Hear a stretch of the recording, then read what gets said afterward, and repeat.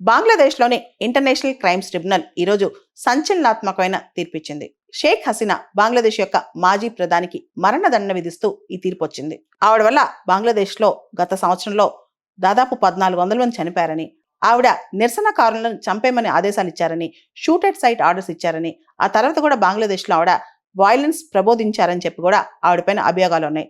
Crimes against humanity, మానవాళికి వ్యతిరేకంగా ఆవిడ నేరాలకు పాల్పడినందుకు ఆవిడపైన ఈ మరణదండ విధిస్తూ ఇంటర్నేషనల్ క్రైమ్స్ ట్రిబ్యునల్ అంటే బంగ్లాదేశ్లోని క్రైమ్స్ ట్రిబ్యునల్ తీర్పిచ్చిందనమాట. ముఖ్యంగా సివిలియన్స్ ఎవరైతే అమాయకులు ఉన్నారో వాళ్ళు చనిపోవడానికి ఆవిడే కారణమని, దానికోసం ఆవిడ హెలికాప్టర్స్, డ్రోన్స్, ఒకటా రెండా హెవీ వెపన్స్ కావచ్చు, ఇవన్నీ కూడా ప్రొటెస్టర్స్ నిరసనకారులపైన ప్రయోగించారని, దాంతోపాటు సెక్యూరిటీ ఫోర్సెస్ని, పోలీస్ ఫోర్సెస్ని వాళ్ళపైన ఉసిగొల్పారని, ఎవరైతే అమాయకులైన ప్రజలు యూత్ ఉన్నారో వాళ్ళ చావుకి ఆవిడే కారణం అని చెప్పి ఆవిడ తన అధికారాన్ని, స్టేట్ మెషినరీని మిస్యూజ్ చేసి బంగ్లాదేశ్లో చాలా అఘాయిత్యాలకు పాల్పడ్డారని కూడా ట్రిబ్యునల్ పేర్కొందనమాట.